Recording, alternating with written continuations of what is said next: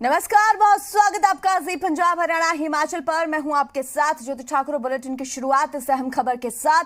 हरियाणा के मुख्यमंत्री मनोहर लाल एक्शन में नजर आए। जी हां, मुख्यमंत्री ने गुरुग्राम में एमसीजी ऑफिस और जीएमडीए के integrated command and control centre का औचक निरीक्षण किया और औचक निरीक्षण के बाद मुख्यमंत्री मनोहर लाल ने कहा कि मैंने खुद जीएमडीए के integrated command and control centre का जायजा लिया है। मुझे बताया गया है कि आज चोरी की हुई 32 गाड़ियां ट्रेस हुई हैं। मैंने फेस रिकॉग्निशन का भी सुझाव दिया है। करनाल में हम ये सर्विस पहले ही शुरू कर चुके हैं और इस सेंटर से हम सिटी बस सर्विस की भी निगरानी कर सकते हैं। इस दौरान सीएम मनोहर लाल ने एमसीजी में गैर हाजिर अधिकारियों को फोन करके क्लास भी लगाई है।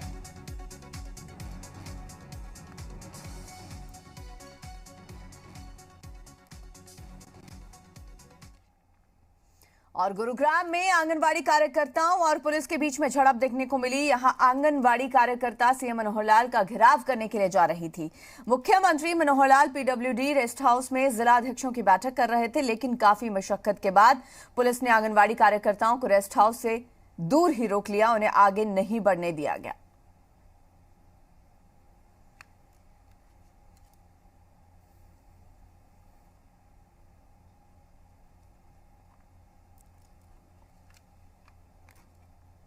उत्तर प्रदेश और पंजाब की चुनावी तपिश हरियाणा में भी महसूस हो रही है। अखिलेश यादव ने बीजेपी संकल्प पत्र को चुनावी जुमला बताया, जिसके बाद हरियाणा के गृह मंत्री अनिल विज ने जोरदार पलटवार किया है। अनिल विज ने कहा कि अखिलेश यादव को अब धरती घूमती हुई नजर आ रही है। बीजेपी के कार्यकाल में हुए काम नजर नहीं आ रहे। योगी आदित्यनाथ ने गुंडों की गुंडई खत्म कर दी है। ये समाजवादी नहीं बल्कि गुंडावादी पार्टी है। तो वहीं पंजाब चुनाव के मुद्दे पर विज ने दिल्ली के सीएम अरविंद केजरीवाल को भी आड़े हाथों लिया। केजरीवाल की ओर से पंजाब में आम आदमी पार्टी को ईमानदार पार्टी करार दिए जाने के बयान पर पलटवार करते हुए कहा कि सेल्फ सर्टिफिकेट की राजनीति में कोई जगह नहीं। हिंदुस्तान में ये एक चलन हो गया कि हर आदमी अपने आप को ठीक और दूसरों को गलत मानता है। सर्टिफिकेट तो जनता देती है। सेल्फ सर्टिफिकेट की राजनीति में कोई जगह नहीं है। और हरियाणा सरकार के परिवहन मंत्री और बीजेपी नेता मूलचंद शर्मा ने यूपी और पंजाब में बीजेपी की सरकार बनने का दावा किया है।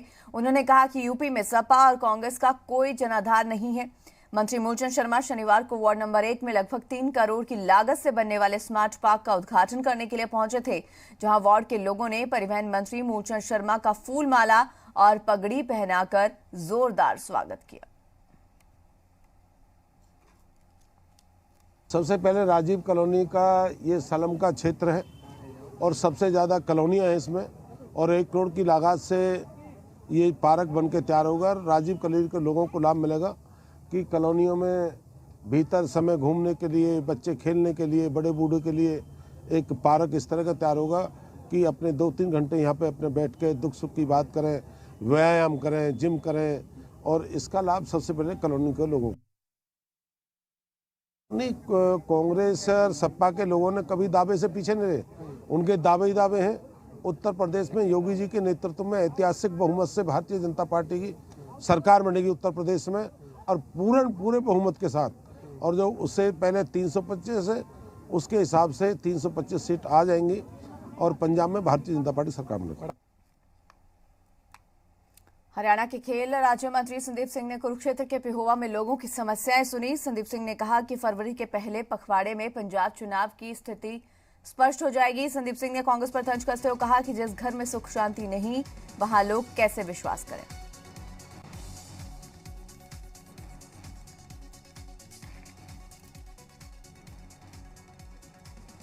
देखिए, पंजाब चुनाव काफी दिन प्रतिदिन आगे बढ़ रहा है और उम्मीद है कि फर्स्ट वीक ऑफ फेब में काफ़ी चीज़ें खुल के हो जाएंगी। सभी लोगों के जब नॉमिनेशन भरे जाएंगे, सभी चीज़ों को हो जाएगा, जिन्होंने उठाने हैं वो उठ जाएंगे।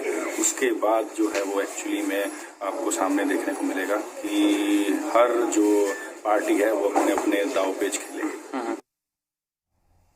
और सिरसा के बरनाला रोड स्थित लघु सचिवालय पर स्वास्थ्य ठेका कर्मचारी यूनियन ने सर्व कर्मचारी संघ के बैनर तले प्रदर्शन किया।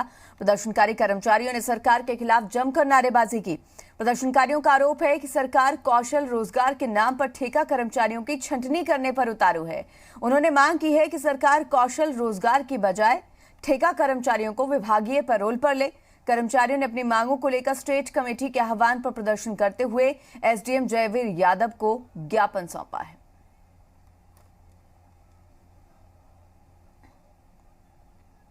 ऑर्डर के हिसाब से हम यहाँ पे आए हुए हैं। हमारी मांग ये है कि जो कौशल रोजगार सरकार बना के लेके आई है उसके हम विरोध में हैं, क्योंकि उसके अंदर लगभग कर्मचारियों की छटनी करेगी सरकार, तो उनका रोजगार खत्म करने के एवज में है। और हम यही मांग कर रहे हैं कि जो पुराने कर्मचारी पहले लगे हुए हैं तो उनको पेरोल पे किया जाए, नहीं तो समान काम समान वेतन दे दिया जाए। ये कौशल रोजगार के अंदर क्यों इनको प्रताड़ित किया जा रहा है? हम उसके एवज में खड़े हैं कि हमें ये कौशल रोजगार नहीं चाहिए, हमें पेरोल पे किया जाए। और 23 जनवरी को कैथल अनाज मंडी में मिले कंकाल के मामले में पुलिस ने 2 आरोपियों को गिरफ्तार किया है। CIA 2 पुलिस ने खुलासा किया है कि अप्राकृतिक यौन शोषण के बाद पैसे के लेन देन के चलते हत्या की इस वारदात को अंजाम दिया गया था। डीएसपी रविंद्र सांगवान ने बताया है कि मृतक कैथल के प्रताप गेट का रहने वाला था। मृतक के भाई की शिकायत पर 20 जनवरी को थाना शहर पुलिस में गुमशुदगी का केस दर्ज किया गया था। पुलिस ने मृतक के कपड़ों के आधार पर शिनाख्त की थी, जिसके बाद कॉल डिटेल के आधार पर 2 आरोपियों को हिरासत में लेकर पूछताछ की गई, जिसके बाद पूरी वारदात का खुलासा हुआ। आरोपियों की पहचान संगरूर निवासी विकास उर्फ रोहित और बलजिंदर उर्फ मद्दू के रूप में हुई है।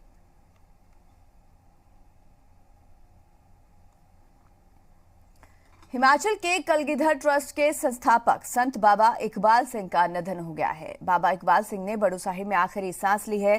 संत बाबा इकबाल सिंह के निधन पर प्रधानमंत्री नरेंद्र मोदी ने भी ट्वीट करके दुख जाहिर किया है।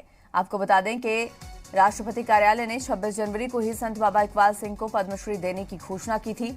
उन्हें अभी यह सम्मान दिया जाना था और इससे पहले ही संत बाबा इकबाल सिंह ने देह त्याग दिया। संत बाबा इकबाल सिंह का अंतिम संस्कार आज बड़ू साहिब गुरुद्वारा के पास किया जाएगा। शिरोमणि पंथक बाबा इकबाल सिंह ने शिक्षा के क्षेत्र में अमूल्य योगदान दिया। कलगीधर ट्रस्ट के संस्थापक बाबा इकबाल सिंह को समाज सेवा और शिक्षा के क्षेत्र में पद्मश्री से नवाजा गया है।